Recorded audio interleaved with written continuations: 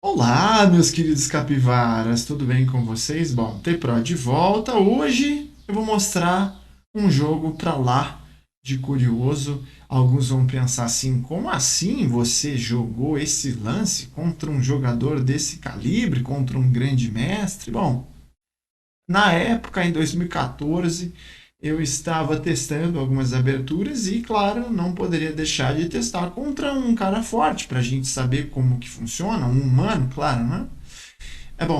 Yasser Serouan esse é um grande mestre americano, porém muito conhecido por comentar atualmente os torneios da St. Louis, né, o clube americano, um clube famoso, onde tem os grandes eventos dos Estados Unidos, e um jogador titã que passou de 2.650. Bom, na época ele foi muito influente na minha formação, né, pelo alguns livros chamados Xadrez Vitorioso de Yasser Serouan e outros xadrez combinatórios e dentre outros títulos que vocês podem estar procurando aqui em língua portuguesa. Bom, o nick dele é On, foi jogado no antigo site ICC, né, o Internet Chess Club, e eu ainda não era mestre, porém já tinha alguma habilidade com partidas de 3 minutos. E não poderia de ser polêmico o primeiro lance que eu acabei jogando aqui, que foi A3. A3 parece uma zombaria, parece um lance inferior, né? Muitos vão considerar um lance inferior. Leva o nome de um jogador em que eu admiro e na época eu estava estudando, chama-se Andersen essa abertura. Porém, segundo as pesquisas que eu fiz aqui no banco de dados, na Mega Database 2021, o primeiro jogador a jogar este lance não foi Andersen, e sim Kiesirits, que é um jogador russo. Logo na terceira partida aparece o Andersen jogando contra nada menos que Murphy. Tem aí um match que eles fizeram e Murphy, pelo menos em duas partidas, efetuou o A13 e ganhou do Murphy jogando com muita classe. Bom, aí o Yasser Serouan respondeu com D5, eu respondi com D4, bispo F5, colocando o bispo numa excelente diagonal, cavalo em C3, pressionando o ponto de D5, E6, abrindo para o bispo de casas negras e fortalecendo o peão e defendendo o bispo de F5. F3, a intenção do F3 é fazer E4 e também, em alguns casos aqui, o G4. Bom, cavalo F6, fortalecendo o ponto de E4, bispo F4, com algumas ideias aí de dama D2, H4, G4 e atacar o bispo de F5. Eu recomendo com as negras jogar cavalo D7 e possivelmente um C5 aí é uma opção. E esperar um pouco o roque e não se precipitar tanto. Às vezes até as negras deixam o rei no centro ou até mesmo rocam grande. Bom, bispo D6 foi jogado. Dama D2, a primeira imprecisão da partida. Era possível bispo captura F4, dama captura F4 e bispo captura C2. Caso jogue torre C1, tem bispo G6 ou até mesmo bispo B3 aí, caso precise. Aí foi jogado cavalo D7, o Stockfish 14 está sobre o nosso auxílio aqui nessa partida. Ele fala que é enterro H2 porque ele vê a captura imediata em F4 e em C2, então ele vê como uma perdida de tempo aí. Novamente, o G4 é um lance errado, bispo por F4 aqui, bispo captura C2, bispo G6 foi jogado. Vocês podem observar aqui que ambos cometeram muitas imprecisões. Então, o que acontece? Em Blitz é muito comum, muitas vezes a gente jogar jogadas pré-ensaiadas, jogadas assim automatizadas, aonde nós observamos imprecisões mesmo com as automatizações. Então fiquemos atentos aí às jogadas que parecem ser óbvias e que estão no nosso campo de repetição sempre, porque muitas vezes elas, dependendo das jogadas do adversário, elas são jogadas fracas. H4, ameaçando H5 e ganhar o bispo. Novamente, bispo captura F4 e bispo captura C2, mas ele resolve jogar o H5 e eu faço aí o meu G5 cavalo para G8.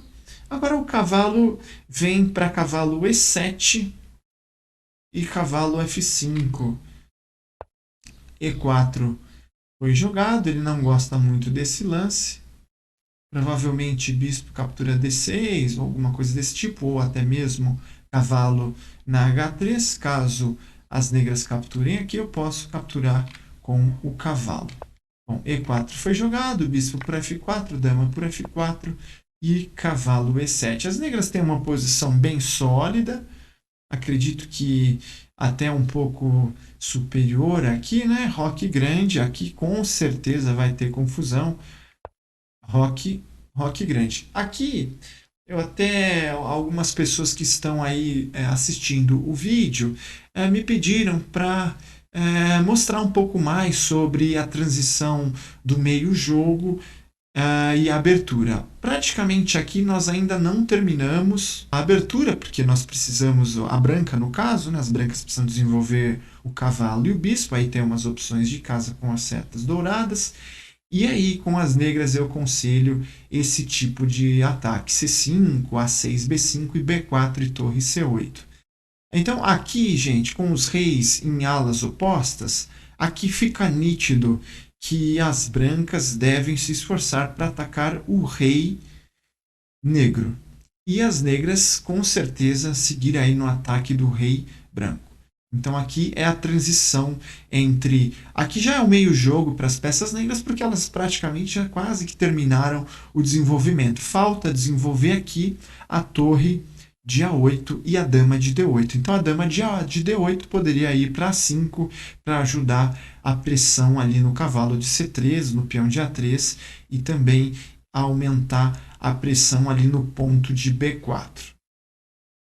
Bom, cavalo H3 foi jogado, D por E4, ele não gosta dessa jogada porque abre perspectiva de ruptura no centro com D5, né? F captura E4 e D5, ou até mesmo E5 e D5. Então, o computador prefere manter uma posição fechada no centro para ter perspectivas de concentrar toda a força ali no rei branco com C5 e torre C8. Bom, F por E4, C6 fortalecendo a casa de D5, desenvolvi a peça, bispo E2. O bispo aqui em E2, pessoal, tem a ideia de bater no peão de H5 e eventualmente tirar a dama daí e jogar cavalo em F4. Bom, A5 foi jogado, começaram as operações para mate, dama D6, um lance fraco, provavelmente dama G3 aqui fosse o melhor, ou até mesmo dama E3, para poder posicionar o cavalo aqui e atacar o peão. Bom, dama D6 foi jogado, cavalo D8, dama G3, E5, aí uma jogada que a máquina não gosta e já diz que a branca tem grande vantagem.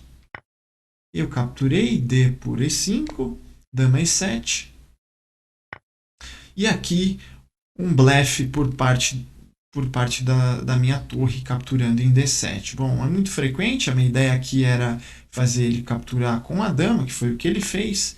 E aqui eu ganhei alguns tempos com o cavalo em F4, uma pressão em H5 e distrair um pouco as peças negras e tentar um ataque em H5. E lembrando que o ataque negro agora está um pouco mais lento, já que o cavalo de C8 está barrando a conexão das torres, eu posso ter algum tipo de iniciativa aí. Mas essa tática deixa o jogo equilibrado, não precisava jogar esse lance, mas eu resolvi sacrificar posicionalmente aí. Vale lembrar, pessoal, que algumas pessoas podem perguntar assim, ué, mas o A3 não é um lance que perde, não é um lance que eu tenho que refutar? Eu acho que nós podemos observar que é muito mais da criação de cada um e a potência de meio jogo de cada um conduzir a partida. Levando-se em consideração que jogadas do tipo, no primeiro lance, cavalo A3, ou cavalo H3, ou A3, ou até mesmo H3, ou A4, que tem sido empregado por mim algumas vezes em partidas treino aí na internet, não são lances totalmente inferiores assim. Dá para jogar, mas óbvio que você tem que ter uma construção e uma compreensão do meio jogo em diante.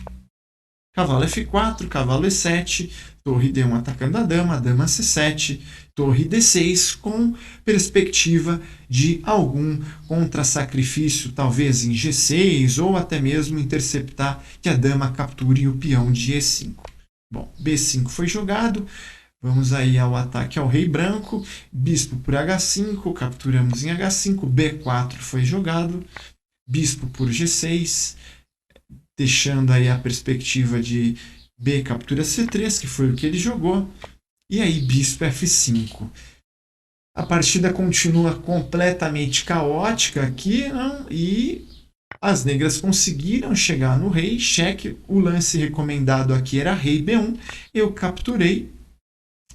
Vale lembrar que quando você perde tempo capturando um peão que chegou até o seu rei, você expõe o rei para que o oponente ataque ele e você dá tempo para o jogador também fazer jogadas como, por exemplo, torre B8, dama B6 e torre B8 para dama B6, torre B8 para entrar na coluna de B e atacar o rei.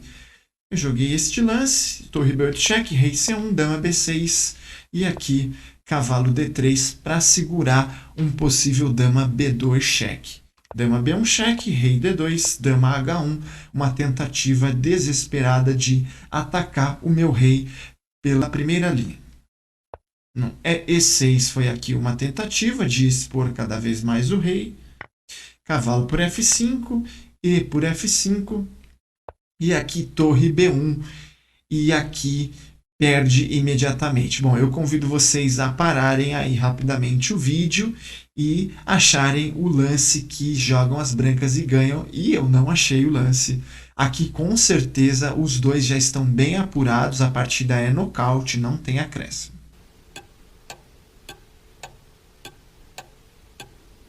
Bom, quem falou aqui E7 acertou, seria o lance da partida, já que se jogar, por exemplo, torre aqui, nós podemos jogar torre D8, e aí nós temos, não tem esse lance, porque nós podemos tomar aqui e a posição já é bastante inferior. E7 seria o lance-chave, porém, eu não joguei, joguei E por F7, cheque, torre por F7, e aqui nós vamos caçar o rei. Torre D8, cheque, torre F8, torre captura, rei captura, dama D6, cheque, rei E8. Aqui nós precisamos dar alguns cheques. Pessoal, tenho compensação aqui, óbvio, que graças ao meu cavalo em D3, eu posso sair livremente via C3, escapando dos cheques em D1, seja de torre ou de dama, e o rei dele está bem exposto. Então, dama E6, cheque, rei D8, dama G8, cheque, rei C7, dama captura peão com cheque, rei B6, dama D4, cheque, rei C7, dama E5. Aqui nós já temos aí uma tentativa de perpétuo se precisarmos. Dama E5, cheque, rei B7, dama G7, cheque, rei A6, dama F6, ameaçamos. Dama por C6? Não, ainda não. Apenas aqui a intenção é jogar G6, G7 e possivelmente G8. Torre D1, cheque, rei C3, dama D5, dama D4, propondo a troca da dama. A dama captura F5, dama C4, esse lance foi ruim, não precisava jogar esse lance. Acho que tinha cavalo C5 aqui, não? E aí tem uma torre aqui no ar. Bom, dama C4, cheque, e aqui dá chance das negras saírem com o rei, e aqui dificilmente eu venço a partida, já que as brancas estão um pouco melhor, mas ainda assim eu permaneci com o cheque, rei, dama cheque, rei, dama cheque em D4, e aqui caiu a seta dele. Bom, faz parte, foi uma partida bem com chances para ambas as partes, né? Mas porém o tempo dele acabou caindo. Espero que vocês tenham gostado da partida. Deixe o seu like aí para fortalecer o nosso trabalho e até o próximo vídeo.